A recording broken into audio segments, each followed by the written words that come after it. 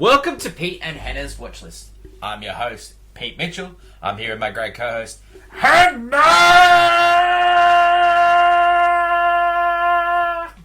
Hello, people. Hello. Hannah, we're here today for AFI Top 100 10-Year Revisited. Mm-hmm. But before we begin, let us tell the viewers and the listeners what they should do. Pretty please leave a like and subscribe to the channels. Subscribe. Leave a comment down below, any of your feedback, good or bad. Tell us what your favourite movie so far on this list is. You know, whatever floats your boat. Hit the notification button and you'll get great content like this one, including We Interrupt Regular Program, where Hannah has joined the show. Awesome. What's next? Temporary. Movie news. AFI, like we're doing right now.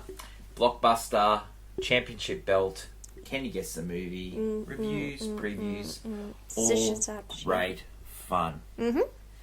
Something awesome. every day. Yeah. Yeah. Let us get on to today's show. And today is A Clockwork Orange, Hannah. Wow. Have you seen the movie before? No, I've never seen this movie before. This movie is movie number 70 on the list. Yep. We watched it on Apple TV, rented it. Yep. This movie was released on December 19th, 1971. Oh, yes. I had seen this movie a couple of times. Interesting, yeah. This movie wasn't released on DVD or VHS or anything like that in Australia until year 2000. Yeah. And, like, as a you know, a person who just got used to watching R-rated movies, I heard about this movie and I went out and got it. Yeah, because there was a lot of controversy with this movie. Yeah. Yeah. So, the elevator pitch, we follow a young gang leader committing crimes, and he goes into prison and then Gets rehabilitated in the worst possible way. Yeah. The maker studio, Warner Brothers. Yeah. Alright, so I'll give you some of the movies of 1971. 1971, yeah, tell me Priest's all that. Wife, When Dinosaurs Ruled the Earth, not a great start. The Summer of 42, which was nominated. Billy Jack, Death in Venice, which is an Italian film. McKay and Mrs. Miller, Clue, which is a very famous movie. Clue. I've heard Tim Curry's in that. No, that's Clue. That's Clue. That's Clue. This is Clute. Oh, Clute. Yeah. Sorry. The Devils, The Amiga Man, Medicine Ball Caravan, Skin Game, but it finishes strong with A Clockwork Orange and Dirty Harry. That was the two movies released before Christmas. Oh, great, because that year is completely a wash. Different movies released in the 70s, very different. Yeah, I've gone through the 70s. It is a wash for good old Hannah. Yeah. Okay, so the story behind it. So, this is based on a book by Anthony Burgess in 1961. And he sold the rights to his book for movies. Yeah, of course. $500.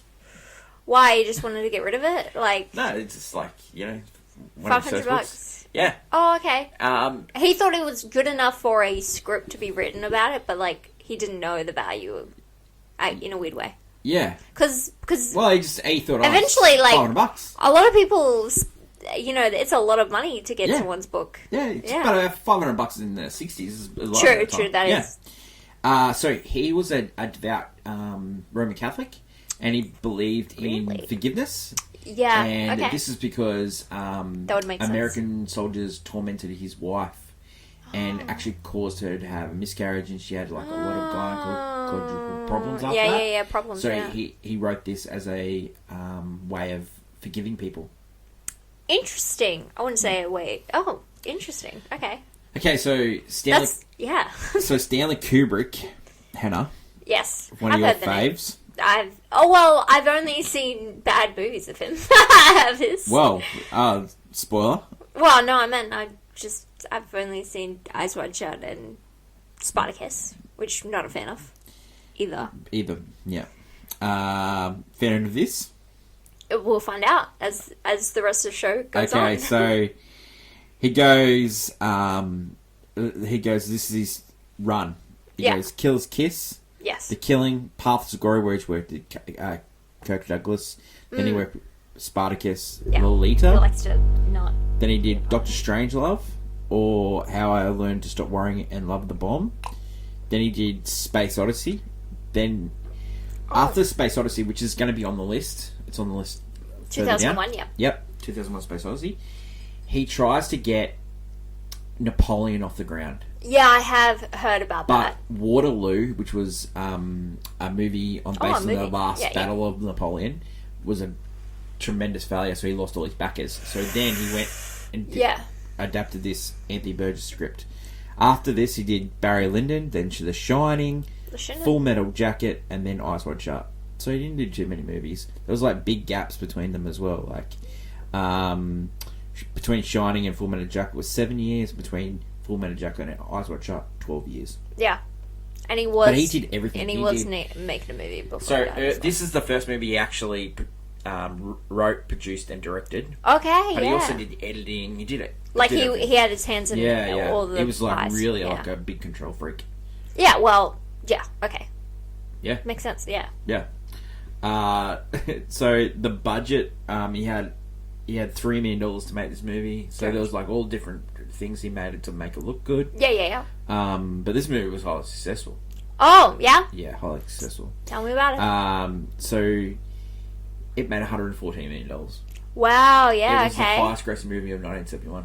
Well, when you told me that list, I wouldn't be surprised. That was Warner Brothers, but the highest grossing movie, it beat Dirty Harry, everything, yeah. Yeah, okay. Do you want me to give you a list of some of the other movies in 1971? Yeah, 71. What do we got? Because, I mean, it's weird because wouldn't that be also like an R-rated... What rating would that be? Like a R-rated over some in the countries States? this got an X, but... Yeah, okay, that would make sense. Fiddler on the Roof, The French Connection, Last Picture Show, which we've already done on the thing. Yeah. Clute. Yeah, it was... Like, at this time, there was a lot of depressing movies. Yeah, the biggest fight it would have had would be Fiddler. Yeah, and French Connection. No, Fiddler, because that's a musical. Yeah, but French Connection was highly successful too, remember? Yeah, I mean... Yeah. But, Clockwork Orange. Okay, yeah. And that's what people wanted to see? Like, wow. Yeah, well, they did. And December. Like, before Christmas. Oh, it's an interesting time. The main star of this movie was Malcolm McDowell. Now, he was young at the time, like 21. Yep. And, wow, yeah. He's went on to, like, a long career. He's most famous now for starring in a Star Trek movie where he killed Captain Kirk. He got a lot of death threats from that. Yeah, honestly, that would make sense. Yeah. To this day, I mean, it doesn't matter what sci-fi franchise, if there's dedicated fan base, they are more, take that more seriously than anything else. A lot of these actors that worked on this movie actually worked with Kubrick in the past. Yep. And in the future as well. So Patrick McGee, he worked with Kubrick in Barry Lyndon as well, and so... a lot of stage actors, like Michael Bates was a stage actor, so he was the guy that was the chief guard in the movie. Yep. So a lot of the young guys didn't work again, so some veteran stage actors in this movie as well and stuff like that. Kubrick used a lot of English people. So Yeah, definitely, because especially with this film. Yeah. Filmed in England as well. Yep. The critical response to this movie at the time. Yeah, tell me. It was mixed. It's the most controversial. Yeah, well, Roger Ebert, we've used a lot too. He gave it 2 out of 4 stars, calling it an ideological mess. Pauline Kael, she wrote for The New Yorker, called it a pornographic because of the dehumanization of Alex's victims while highlighting the sufferings of the protagonist. Kael also noted Billy Boyle's gang extended stripping of women and intending to sexually assault them was just offered as titillation, and it was offered as besmirching the audience. And basically, Kubrick, she wasn't a fan of. She always said that Kubrick was just all the way out to torment the audience and, to besmirch the audience. Yeah. Had no respect for the audience. How can people go on talking about the dazzling brilliance of these movies and not notice that the directors are sucking up to thugs? Wow, okay. So she was attacking? Let's attack the man. So, over the years, people have written about this calling it a cult classic. From The Guardian, Philip French, who stated, the film's controversial reputation likely stemmed from the fact that it was released during a time where the fear of teenage delinquency was high. So Yeah, like in of the course. early, Yeah. like we've come off the war, all these young people The running 60s around. was really big on Yeah. like the And then change of a lot. From this went into the punk era. Yeah. Yeah. So this And movie, that's some of like, the best stuff. this movie had to be pulled from cinemas because people started copycatting. People walked around with bowler hats and started all wearing white and just started knocking people over. But again, wouldn't they think ahead? Like, eventually, let's bring in the weird torture stuff. Like, Simon Brennan of the Empire praised the movie recently for dazzling visual style and Malcolm McDowell's simply astonishing portrayal of Alex. yeah, of course, yeah. The Adam Namer of The Ringer wrote that the film's themes of delinquency, corrupt power structures, and dehumanization are still relevant in today's society. So people still love this movie, Hen. I think this is definitely like film bro or Stanley Kubrick lovers or just like people who love really taking apart the ideas and themes of a movie. Yeah. This is definitely this is like number one, ripping it up like. But I love like how just brutal Pauline Kael is. Yeah, she wanted to attack the man, Yeah, not the idea. So this movie was nominated for 4 Academy Awards, including Best Picture for Stanley Kubrick, Best Director for Stanley Kubrick, Best Screenplay based on material other than the medium, and Best Film Editing. Win nothing? Won nothing. Okay. The winners were French Connection for both. French Best Picture, Connection, Best yeah, Director, that's right. and Best Screenplay. That's right. Surprisingly, Malcolm McDowell wasn't nominated. Yeah. Yeah, okay. I thought he was really good in this. I think he is by far the best, like, driving force of this movie. He's the most memorable part. He's literally... Malcolm McDowell was really close with Stanley Kubrick, and he thought they were best friends, but after this movie, Malcolm McDowell was just dropped by Kubrick, and Kubrick refused to talk to him. I guess because... And he thought, like, when he was 21-year-old, he didn't realise that directors are like that. Like, they love you when they need you, and then when they don't need you... But he became really good friends with Kubrick's wife, and when Kubrick died, he went over there all the time and talked to her, and he openly wept on Kubrick's grave. He loved Kubrick. He didn't. He thought they were going to be friends for life. Yeah, he just didn't understand. And then the after this movie, he just I guess because Kubrick was like, I've done with this idea, and like I've turned my page. I've got a new thing to do. Well, he got really close with these actors. Like he was. Got really close with Tom Cruise and Nicole Kidman. Yeah, because he wanted... He basically creates the movie. He does what he needs to do to get the role out of him. Like, he needed to be friends with Tom Cruise and Nicole Kidman. Directors have done in the past, but he is known friends notoriously. with Jack Nicholson, but he wasn't friends with... Kirk Douglas? Spartacus. Him and Kirk Douglas had a famous falling out, remember? Did not do well there. Do you remember? Like they were besties. And they had marriage counselling afterwards, you know? Which, hilarious. But yeah, and this also, like, it makes sense. Like, he seems to put all of his eggs into one movie, and then once that movie's done, he drops the basket and he leaves to the next one. Well, when he was filming The Shining... The Shining. Yeah, he definitely tortured those people. Yeah. Yeah, like he tortured, he put poor Shelley Duvall. Yeah, Shelley Duvall has schizophrenia because of what happened on that. Definitely what happened there. Yeah, like unbelievable. He made her feel like the most inferior person. Just researching this movie, some of the scenes that he redid and stuff like that, it just. He was a perfectionist, but in probably the worst way possible. We'll go through that in scene breakdown, but let's talk about the reaction to the film recently. So we've got Rotten Tomatoes 86, Letterboxd 4.1, which is high. IMDb 8.3. High for this movie. Yeah, it's not as high as some of his others. Yeah, the highest rating movie of his filmography wouldn't be 2001. It was... I'd be surprised. Or Doctor Strange. Shining. Oh, yeah. Shining, really? The Shining? Yeah. Crazy. Shining is the... So it goes 8.4 Paths of Glory, 8.3 Doctor Strangelove, 8.3 2001, 8.3 Clockwork, 8.4 The Shining, and 8.3 Full Metal Jacket. Yeah. Which I rewatched last night. That movie that's a tough slog. His movies, especially tough. when when they go to Vietnam. Yeah. Tough slog. Like the training sequence, it's just iconic. Yeah. And what happens in the training sequence, but yeah, like wow. Let's every Thursday. Before we go to every Thursday, this movie is used a lot in pop culture. Yes, Simpsons use it multiple times. Yeah, I swear. Santa's Little Helper. I swear the Santa's Little Helper, eye torture scene.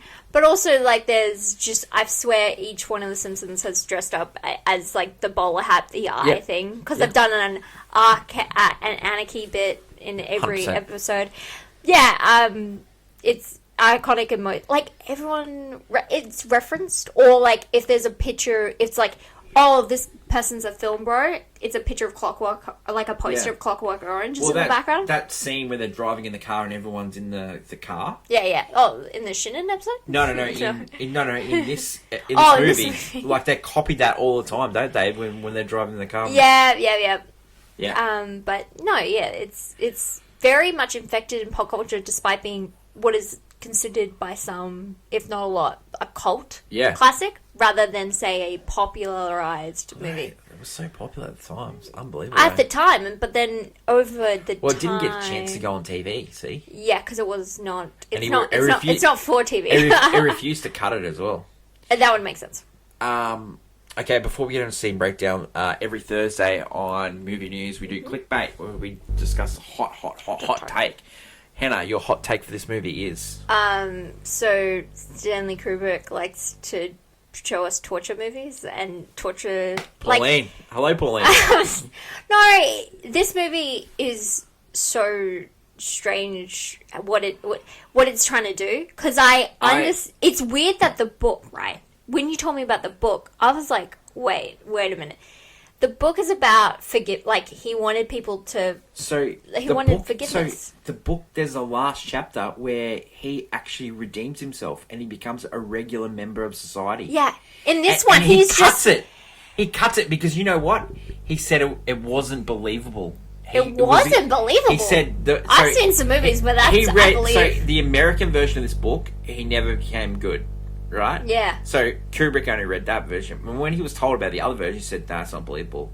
He's a sociopath, this guy. He needs to be shown as a sociopath."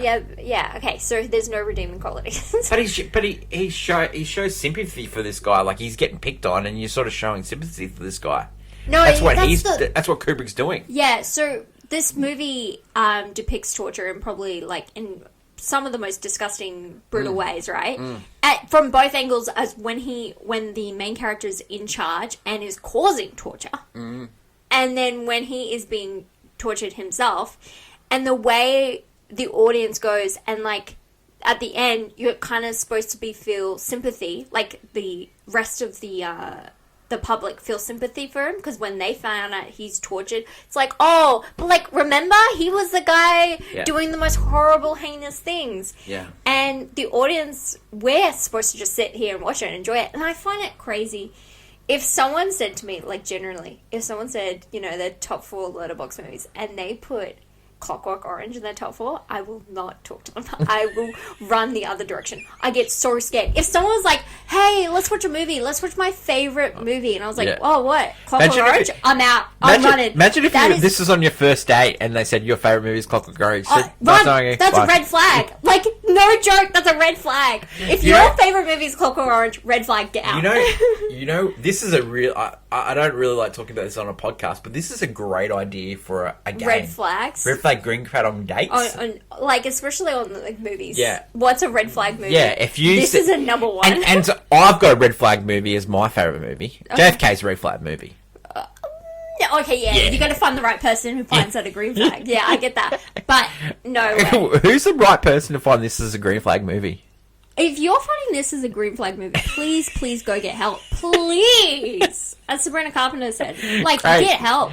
Great. That's it really great... is. This is a torture movie. Yeah. Torture to sit through and torture to watch. And, I'm sorry, please get help if this is your favourite. Yeah. That's my clickbait. Get help if this is your favourite movie. Love it. Get help. I don't know if this is a hot take, actually. Okay. But you can tell me if it's a hot take or not. Tell me about it. There is no way Stanley Kubrick would survive in today's world. Oh, making movies? No, no. Oh yeah, like directors. no way.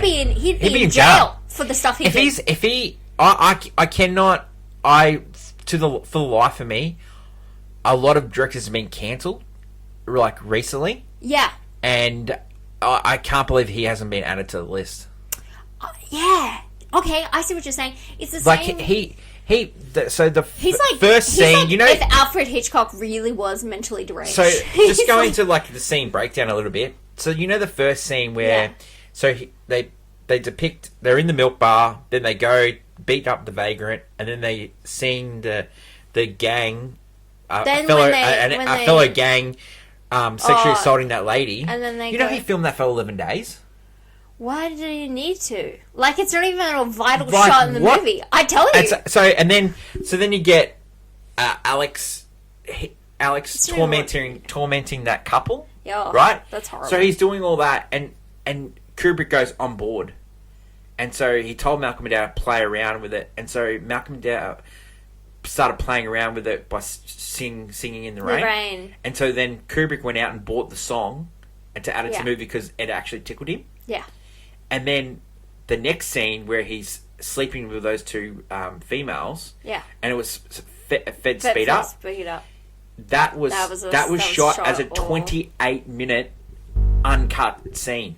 This guy he cuckoo. He cuckoo for like Cocoa I Puffs. love Eyes Wide Shut, but that movie is dead set bananas. Yeah. That is bananas, that movie. And I know it's bananas. I love that movie because I love Tom Cruise. I know you do. I love the depraved... You have a soft spot for Nicole Kidman. Yeah, exactly. I do. And I really enjoyed Doctor Strangelove, and I like The Shining. The Shining. Definitely, I see why people like Kubrick, but seriously, he is a depraved individual. Yeah, no, there's I get what you're saying. It's like... Is that a hot take that he would be cancelled? It's not a hot take. That would be true. That would be true. I just don't think you'd get away with shooting a sexual assault scene for 11 days. Yeah, no. Or just... I mean... Yeah, you know. But and the that way... scene, he shoots it non-stop for 28 minutes. Not just that. We're just talking about the way he'd put his actors... What he'd put his actors through. Yeah. Like, what he did to Shelley Duvall... Yeah. He'd be cancelled now. Yeah. But he's touted as, like, you know, a hero of like cinema. The god, like, yeah. a lot of people... Everyone a lot of goes, directors say that's Kubrick's Can't believe he guy. never won their Academy Award and all that stuff like that. I'm like, but I'm kind of glad, because do you give the power to someone that menacing? Look, like, should this won more awards? No. Like, not this one. For me, I don't know. For me, French Connection is a way better movie than this. Now, that may be my bias because I love thriller trash. Yeah. And I love Gene Hackman. No, but I think that is a far better movie than this one. I think it's a better movie because it makes sense for the times as well in the 70s, and like we're getting into like police dramas and stuff. Like they start really popping off. Well, in the same this year, we get Dirty Harry. And we get like you got Popeye and then you got Dirty Harry in the same year. They pop off, right? Yeah. And even though the 70s has very much experimental stuff similar to Clockwork Orange, I think Clockwork Orange just as a piece of work, it's way too controversial to get people on board, everyone to agree with. I think at this time, remember they just come off giving Best Picture to Midnight Cowboy, which is also an R-rated, X-rated movie, which is about a gay prostitute. Yeah. And so then you get this movie, you know, like so. Deep end. Yeah, that's. I don't know. Let's go to scene breakdown. Yeah. This movie is broken. If you haven't never seen this movie's broken up into 3 sections. 1, you get to see Alex as a criminal when he's part of the gang. Yep. 2, he's in jail and then he gets programmed. 3, when he's outside of jail. There's 3 distinct parts to this movie. Yeah. So the first one, we've already talked about it. They're a little gang. They got the white costume. Love the costumes, by the way. Absolutely. They're iconic. Iconic. Weirdly enough. The eye makeup, like, just iconic, right? His eye makeup. Like, you could see a picture of this movie and go, yeah, that's Clockwork Orange. You don't even need to see it.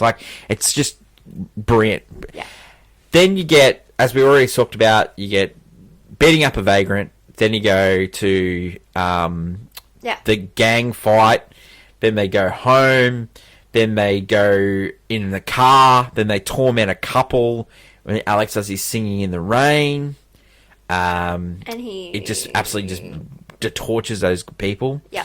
Then he goes home for a sleep, and then someone comes over, which is so dodgy. That guy, so dodgy that talks to him. Yeah. Oh. So weird. Then Alex meets up with his girls, and then we have the fast-forwarded sex scene for 28 minutes, which is broken into like a 8-minute sort of footage. And then Alex gets... With the... Yeah. Oh, so yeah, we're using a lot of Beethoven, we're using a lot of Angelus and stuff. Yeah, he's very much into Love the Ludwig van Beethoven, yeah. Yeah. But actually, Ludwig van. It was only used twice in the movie. There's heaps of other composers, yeah. Alex is then he is then challenged by his gang. For power, yeah. And then he takes them out and throws them into the river. And then he says, okay, guys, what's the idea? And then they go, well, we're going to attack this lady who's got like a retreat outside of town. Money Mo's cats. And then Alex attacks her, hits her on the head, goes to escape, can't escape because the boys are going to stop him. And then they hit him over the head with a bottle of milk. And then he gets arrested. Yeah. And then it's find out later that she's... they hate him. She is... actually died. Yeah. And so Alex is in jail and he's being sentenced for 14 years. Part one, then you get the prison. So then he's towing the line, he's learning how to speak prison talk. Yeah, yes, sir. He's like completely... He's playing the game. Because he's like a sociopath. He's learning the things and society. That's crazy. He's a sociopath. And we're just sitting here watching this. And then he works out that there's this thing where you can get reprogrammed that he can be out of jail. And he thinks, I'm gonna pass this, and I'm gonna be out, and I'm gonna be doing my, gang things again. I'm gonna get my revenge and all those people. Yeah, I'm gonna get out. So they play Ludwig Beethoven when they show many different scenes of pure evil, evil, and he was enjoying it, and then he just it's like World War II scenes. Stops enjoying it, and then he hates the music, and then every time he sees women, sees violence, or hears music, he starts getting violently ill. The ninth of Beethoven's Beethoven's ninth, yeah. So then he's out of jail. He gets rejected by his family first. Then he's so he goes through all these things of like his past coming back to haunt him. Yeah, so then he gets attacked by that vagrant that he beat up at the start. His parents also have a new roommate. Yeah, and he's replaced him. A replaced son. Yeah. And when he goes to attack, he can't. He's repulsed, right? He almost vomits at the sight of, he can't fight back. And then... Yeah, he meets the vagrant again. Yeah, and then he gets attacked by all these people. Yeah. And then he's saved by the cops. And then the cops are his ex-gang members who are...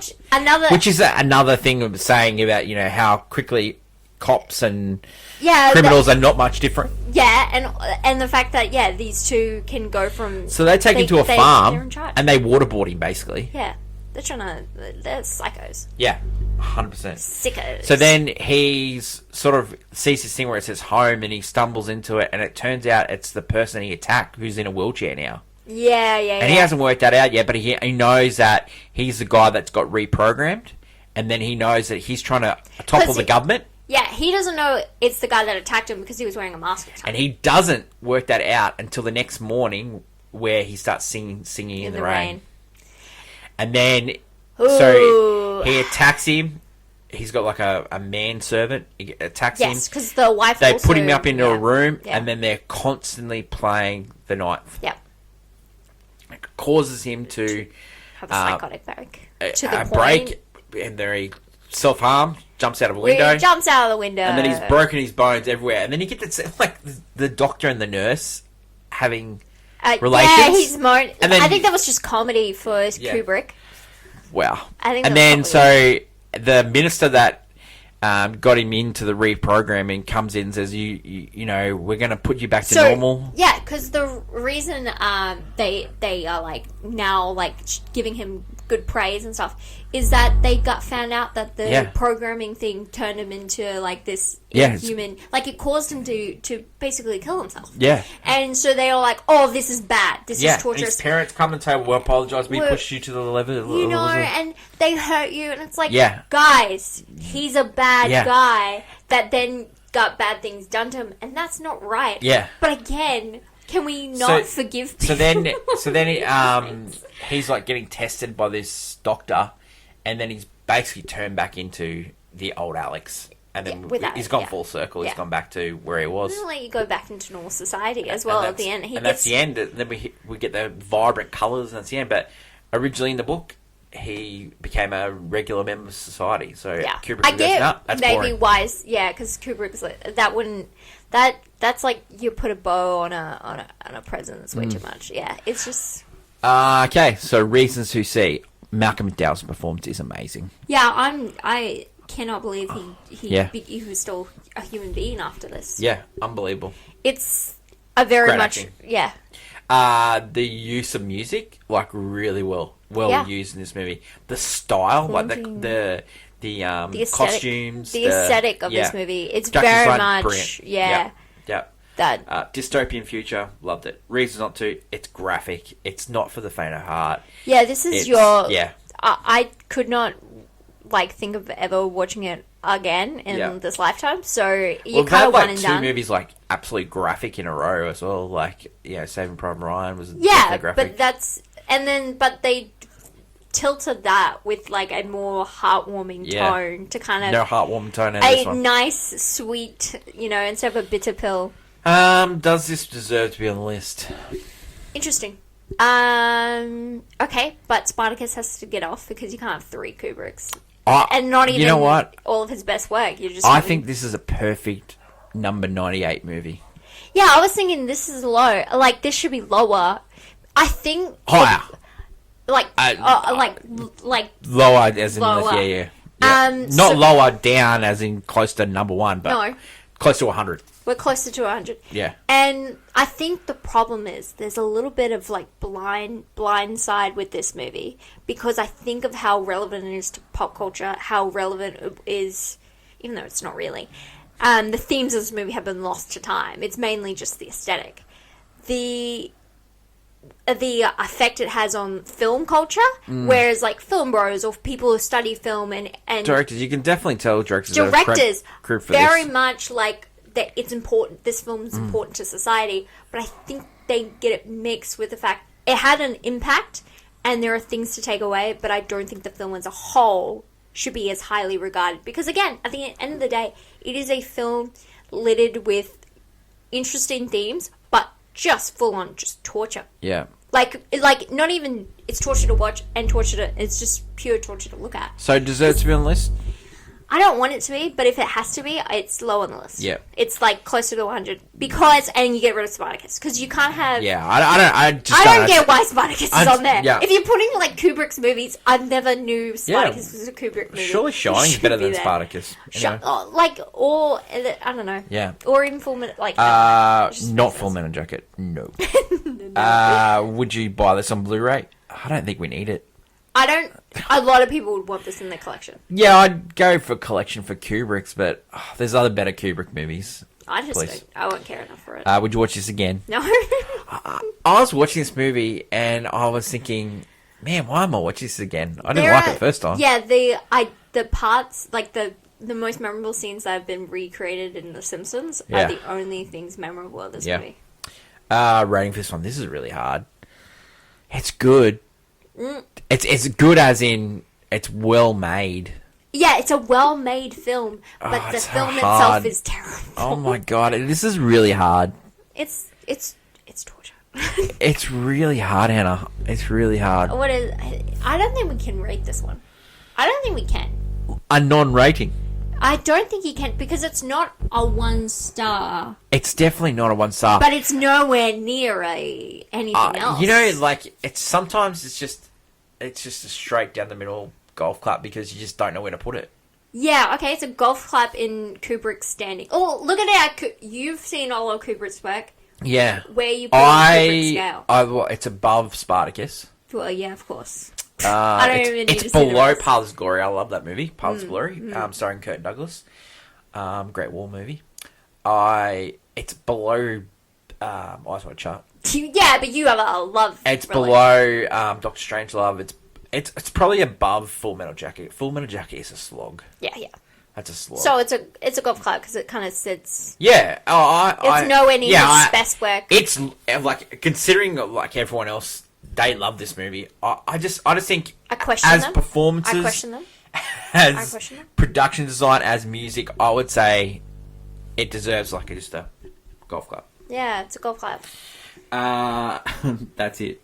Next week, we get a little bit of a comedy. Tootsie. Oh, Tootsie? Yeah, starring Dustin Hoffman. Ah. So that should be fun. Took a psycho on set. Okay, so leave feedback, good and bad. Hannah, we had some great feedback last week on the episode that we did Saving Private Ryan. Yeah, it was. We saved him. I'm gonna bring up because Hannah, it is one of the best feedbacks that I have read. It is really good, Hannah. Tell me all about it. I'm gonna bring it up. I'm going to bring it up. Bring it up. Yeah. Look, I get that this movie was, important. But So, the feedback was from Kvetch, KVETCH 558. So I'm going to read you the whole thing because this guy put a lot of time into it. So I'm going to read you the whole thing. Okay, good. Fun stuff. Always interesting to see what the focus will be when the discussions of Saving Private Ryan begin. Quick thing about the whole keeping Matt Damon out of boot camp. Spielberg wasn't the first director to do this. He got the idea from Stanley Kubrick, who did the similar thing on Full Metal Jacket. We don't talk about But that. Tim Costa, who was the actor originally cast as Gunnery Sergeant Hartman. And Kubrick did not want him to be friendly with all the men, so he would be shouting at him. But Costa away from them at a hotel where the rest of them did boot camp. Yeah. Ari Leary was hired as a technical advisor, famously impressed Kubrick so much he recast Emery Gunnery, and Tim Costa ended up in the role of a insanely homicidal door gunner. Oh. Since you both love Tom Hanks, and I did not hear you mention, but you should check out Joe versus the Volcano, which I have already seen. Yeah, and you've seen it. I suggested that we should definitely show you. Tom Hanks and Meg Ryan plays multiple characters in the style of Peter Sellers. Fun fact: Steven Spielberg does try to fool us into thinking the old man in the cemetery is Miller and not Ryan, but he does have a giveaway clue. If you look carefully in the opening scenes, you can see that the old man is wearing a pin for the 101st Airborne. The white screaming eagle design is clearly visible about 2 minutes into Saving Private Ryan and tells us immediately that he did not ride to shore in the boat on D-Day. Couple things to know. Pay no mind to the man who took off his helmet on the beach and then got shot in the head. The next shot would have killed him anyway because those helmets don't last. Yeah, no, anything. The helmets of World War II will also almost never stopped a bullet, except under very rare circumstances. Also, the US military would not have sent a mission like that in one movie. So when you talk about the overseas mentality, where the Chief of Staff George Marshall chooses to send somebody to get him, you are very much spotting something that would never happen. And only way depicts that would be still Spielberg. Something that I do not think either of you thought of, this is a great point, was when you're harshly criticising the difference between Matt Damon's reaction hearing his three brothers are dead and how Nathan Fillion reacted, is that Damon was the youngest, where Fillion was the oldest. Yes, they have as an oldest brother, I don't understand that because I'd be distraught if something happened to you because you're my younger. Yeah. But being the youngest, like our sister, she probably wouldn't feel the same from being the youngest because it's all about her. Yeah. Oh, shout out to her. Actually, that is right because the youngest, the babies tend to. So there's a huge difference between protectiveness and the love of an oldest brother to his younger siblings, and how protectively loving the youngest in a large group of siblings would feel. Never thought about that. And it's true. add in fact that Fillion, as Ryan, was playing it as if the brothers were killed all young and not even in junior high yet, as opposed to combat jobs with branches. That's a great point. I didn't even think about that. I thought of that. Yeah. And a quick minor correction: he stated that the voice of George Marshall does not come back in voicing he voices a personal letter to Mrs. Ryan and only quotes Lincoln. He doesn't actually rewrite. I know, but it's still the same as the Lincoln quote. He says because we said like it probably doesn't deserve a list of better Spielberg movies, but he says I'm going to have to disagree. It doesn't deserve to be listed because the fact that Spielberg changed the way war movies were made, which we did make that point. We did. Yeah. But there are war movies that were made before Saving Private Ryan, and then there are war movies after. But since Saving Private Ryan, he definitely has made a big credence. Great point. Yeah, that's great. Amazing point. And Spielberg does deserve to be on this, and Saving Private Ryan is a great movie. So we probably got that wrong. That we. Yeah. Okay. Yeah. I see. Because I never thought of that. I guess I just haven't seen enough war on both sides before and after Spielberg. I never lived through that. So. Yeah. But what a great point and sense. great comment. And we appreciate all the feedback that we get, and we read the best ones. When we get good one quality like that, we read it out all. Yeah. So thanks everyone for listening. We really appreciate it. Like, follow, and subscribe. Let us know what your thoughts are on A Clockwork Orange. We might have completely got it, and don't worry, in the next couple of weeks, we're going to do a segment, red flag, green flag, red flag, when it comes to movies. That's great. I love that. That is lovely co-host Hannah. Long live cinema. And until next week when we watch Tootsie, movie number 69. Until we meet again, it's bye for now. Bye.